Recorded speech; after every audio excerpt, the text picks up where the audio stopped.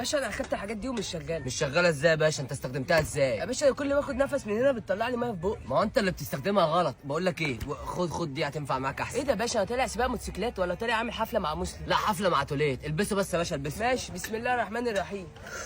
يا باشا هو انت واخد كورس غطس مع مين؟ انا عايز افهم. مع صنايعي الشيشه اللي واقف هناك ده. انت كده مش نازل تدور على احجار كريمه، انت نازل تدور على حجر قص. خلاص يا باشا انا فهمت. يا باشا يا عم يا باشا. يا نهار اسود.